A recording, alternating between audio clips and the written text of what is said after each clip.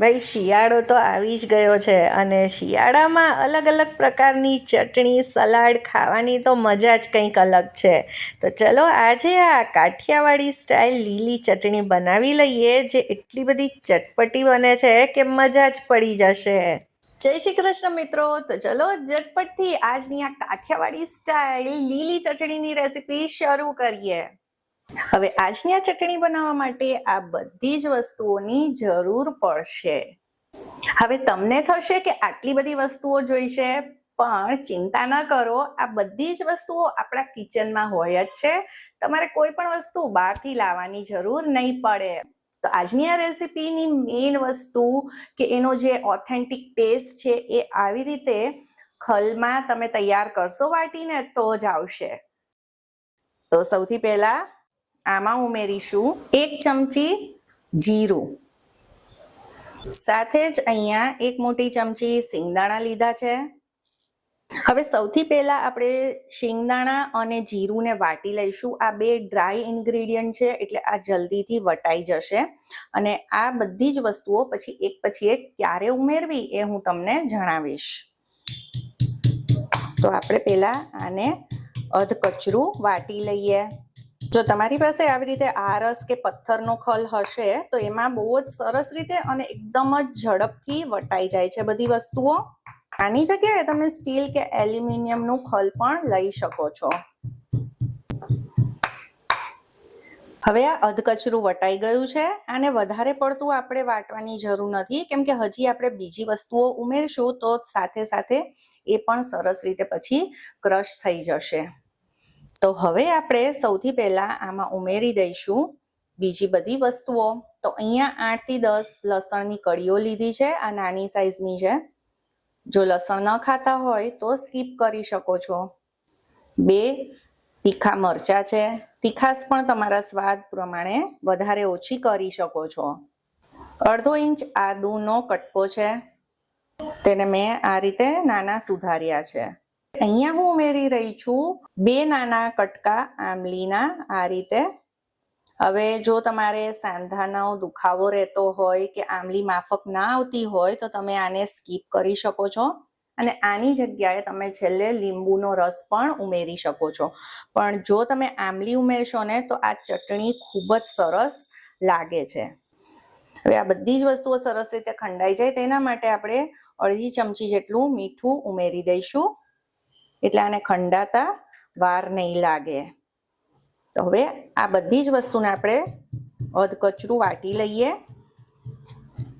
આ રીતે થોડી થોડી વસ્તુઓ એડ કરીને આપણે ખાંડીશું ને તો જલ્દી પણ ખંડાઈ જશે અને વધારે વાર પણ નહીં લાગે. તો હજી સુધી શું તમે ટમેટાની સ્પેશિયલ ચટણીની રેસીપી ચેક કરી કે નહીં, જે મારી ચેનલ પર છે? અને ટેસ્ટી તો એટલી બધી એ બને છે ને કે એમાં તમને શાકની પણ જરૂર નહીં પડે.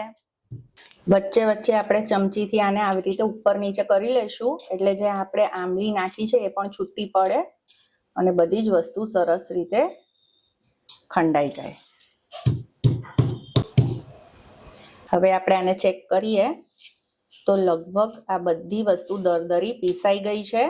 હજી આમ તો આને હજી વાટવાની જરૂર છે, પણ હજી બીજી વસ્તુ ઉમેરી લઈએ પછી આપણે આને વાટીએ. હવે અહીંયા ગળપણ માટે ગોળ ઉમેર્યો છે. ગોળ જરૂરથી એડ કરજો, તેનાથી જ બધા ટેસ્ટનો બેલેન્સ આવશે અને ચટણી પણ એકદમ જ ચટપટી બનશે. હવે અહીંયા મેં થોડાક ધાણા લીધા છે, આટલા. હવે તેને આપણે કટ કરીને આમાં ઉમેરી દઈએ. આને મેં ડાળખા સાથે જ લીધા છે. ડાળખામાં પણ પોષક તત્વો હોય છે અને આમાં એડ કરવાથી તેનો ટેસ્ટ પણ સરસ આવશે. પહેલા આપણે આમાં થોડુંક મીઠું ઉમેરેલું, તો અત્યારે આપણે પાછું થોડુંક મીઠું એડ કરી દઈશું. તેનાથી આ કોથમીર પણ સરસ રીતે ખંડાઈ જશે. હવે આ બધી જ વસ્તુને ખાંડી લઈએ. આ મારી પાસે નાનું ખલ છે એટલે મેં બધી જ વસ્તુઓ થોડાક પ્રમાણમાં લઈ અને થોડીક ચટણી તૈયાર કરી રહી છું. જો તમારી પાસે મોટું પથ્થરનું ખલ હોય તો તમે વધારે વસ્તુ નાખી અને વધારે પ્રમાણમાં ચટણી તૈયાર કરી શકો છો.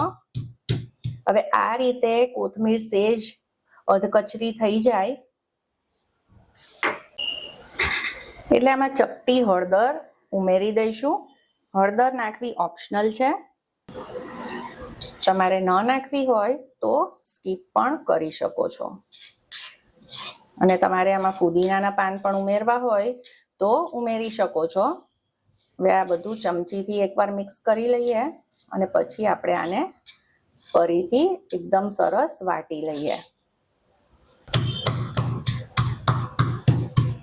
હવે 2-3 મિનિટ થઈ ગઈ છે આને ખાંડતા, તો તમે જોશો ને તો આ રીતની લચકા પડતી આ ચટણી તૈયાર થાય છે, કેમ કે આપણે આમાં ગોળ ઉમેર્યો છે અને આંબલી પણ ઉમેરી છે, એટલે આ રીતે સરસ લચકા જેવી ચટણી તૈયાર થઈ ગઈ છે. આ ચટણી ભાખરી, રોટલી, પરોઠા, થેપલા સાથે તો સરસ લાગે જ છે, પણ એક વખત બાજરી કે જુવારના રોટલા સાથે જરૂરથી ટ્રાય કરજો, મજા જ પડી જશે.